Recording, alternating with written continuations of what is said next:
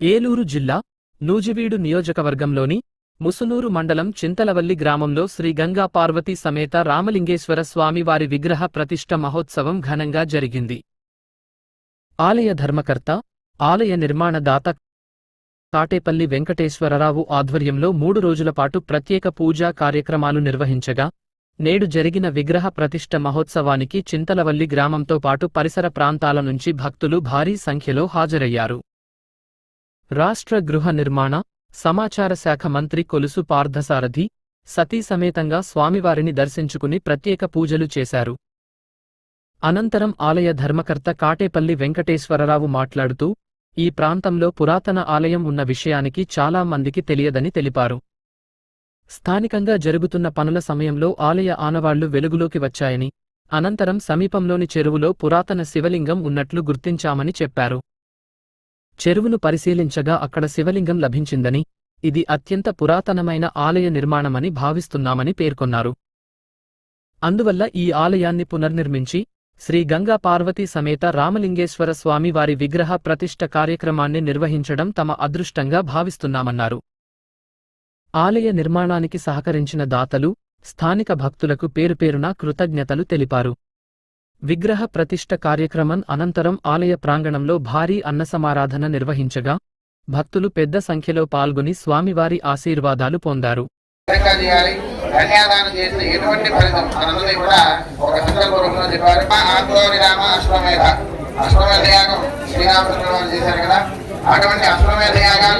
ఒక 100 యాగాలు చేస్తే ఎంతటి పుణ్యం వస్తుందో ఒక కన్యాదానం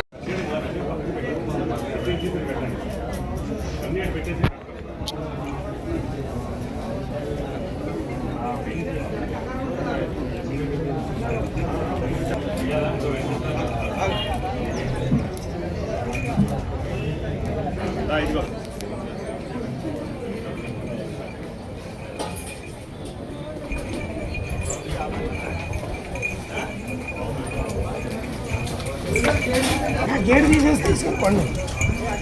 ఆ గేట్ తీసేసి తీసుకెళ్ళిపోండి. అమ్మవారికి హరిపతి చేయడం జరుగుతుంది. అందరూ కూడా శర్మాలను చూపిస్తారు. అమ్మవారికి నమస్కారం చేయండి. పార్వతీ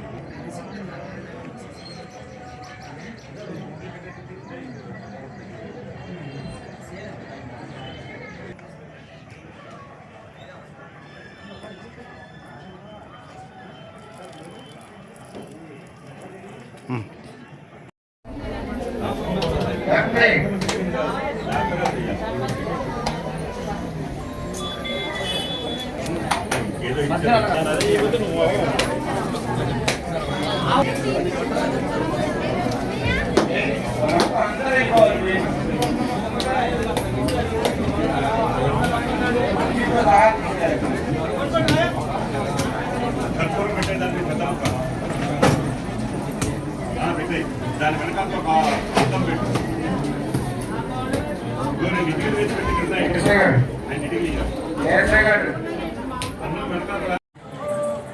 ఓం నమ శివాయ.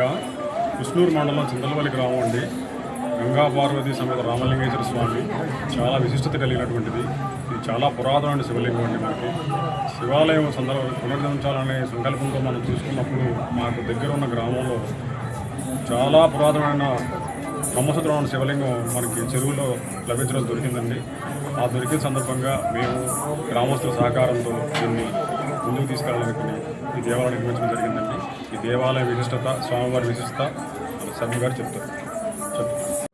స్మృతిస్మృతి పురాణానాం ఆలయం కరుణాలయం నమామి భగవత్పాదం శంకరం లోకశంకరం శంకరం శంకరాచార్యం కేశవం బాదరాయణం శూద్రభాష్యకృతం వందే భగవంతో పునః పునః. మేము 3 రోజుల పాటు దిగ్విజయంగా ఈ గ్రామంలో అత్యద్భుతంగా నిర్మించబడిన ఈ దేవాలయం ఇవాళ ప్రతిష్ఠ చేయడం జరిగిందండి. దీని విశిష్టత ఏంటంటే ఈ బ్రహ్మసూత్రం గల ఏదైతే శివలింగం ఉందో ఆ శివలింగం ఈ ప్రాంతంలో మాకు చెరువులో దొరకడం జరిగింది. బ్రహ్మసూత్ర శివలింగం ఈ మధ్యకాలంలో ఎవరు కూడా దేవాలయాలలో లేవండి. ఈ మధ్యకాలంలో దేవాలయాల్లో లేవు. ఈ శివలింగం కూడా ఒక 1000 సంవత్సరాల పూర్వం నుంచే ఈ దేవాలయంలో ఉంది. కానీ ఈ గ్రామస్తులు ఎవరికీ కూడా ఈ శివలింగం ఇక్కడ ఉందని కానీ లేదు ఇక్కడ ఒక దేవాలయం ఉందని కూడా ఈ గ్రామంలో ఎవరికీ తెలియదండి. అయితే ఎలాగ తెలిసింది అంటే ఈ ప్రాంతంగా రిలయన్స్ అనే కంపెనీతో ఏదో వైర్లు ఇటువైపు దారి మళ్లిస్తూ కొంచెం పొక్లెంటర్తో తీయడం, జేసీపీతో తీయడం జరిగింది. తీసేటప్పుడు ఈ ప్రాంతంలో మనం ఏదైతే నిలబడి ఉన్న నిర్మించబడిన దేవాలయం ఏదైతే ఉందో ఆ దేవాలయంలో స్వామివారి శివలింగం దొరకలేదండి, పానమట్టం దొరికింది. ఆ పానమట్టం చూసేసరికి ఇక్కడ ఏదైనా దేవాలయం ఉందేమో అని ఈ చుట్టుపక్కల గ్రామస్తులు అంటే వీళ్ళు ఉండే పిల్లలందరూ కూడా తల్లిదండ్రులకు అడగడం జరిగింది. వాళ్ళ తాతలకు కూడా అడగడం జరిగింది. ఈ ప్రాంతంలో దేవాలయం ఉంది అని ఎప్పుడు వినడమే కానీ మేము ఎప్పుడు చూడలేదని కూడా జరిగింది. అలా వెతుకుతునే కాలంలో కొంతమంది పెద్దవారు ఎవరైతే ఉన్నారో దేవాలయం ఉందని తెలుసు కానీ ఈ దగ్గరలో ఉండే శివాలయంలో ఇందులో నిర్మించబడి అర్చకత్వం చేసే అర్చకుడు పడేసి వెళ్ళిపోయారు అని ఒక పూర్వం కథలుగా చెప్పుకునేవారు. ఒక్కసారి చెరువులో కూడా లింగం దొరుకుతుందేమో ప్రయత్నం చేద్దాం అని జేసీబీలు తీసుకొచ్చి తవ్వడం జరిగిందండి. ఈ తవ్వే ప్రాంతంలో మనకి శివలింగం కూడా ఒక 3 సార్లు తవ్వేసరికి శివలింగం ఎప్పుడైనా కూడా పడుకొని రావడం జరుగుతుంది. కానీ ఈ దగ్గరలో ఉండే ఈ చెరువులో కూడా శివలింగం నిలువెత్తుగా స్వామివారు ఉద్భవించారు. ఈ మహత్తరమైన దేవాలయం మన ఇక్కడ ఉంది అని గ్రామస్తుల సంకల్పం. మా కేవీ రావు గారు కూడా దృఢమైన సంకల్పంతో సంకల్పించి ఈ దేవాలయం 10 మందికి తెలియాలి. ఎందుకంటే ఈ శివలింగం కూడా ఈనాటిది కాదు, ఎప్పుడో పూర్వం ఒక 1000 సంవత్సరాల నుంచే ఇక్కడ దేవాలయం ఉంది. అందరికీ కూడా ఈ స్వామివారి అనుగ్రహం కలగాలని మా పరమేశ్వరుడు మా వెంకటేశ్వరరావు గారి ద్వారా నిర్మించడం జరిగింది. చాలా అద్భుతమైన దేవాలయం అండి. ఈ దేవాలయం ఎప్పుడో మనం కూడా చూడలేదు, ఎప్పుడో తాత ముత్తాతలు కూడా ఈ గ్రామంలో ఉండేవారు ఎవరూ చూడలేదట.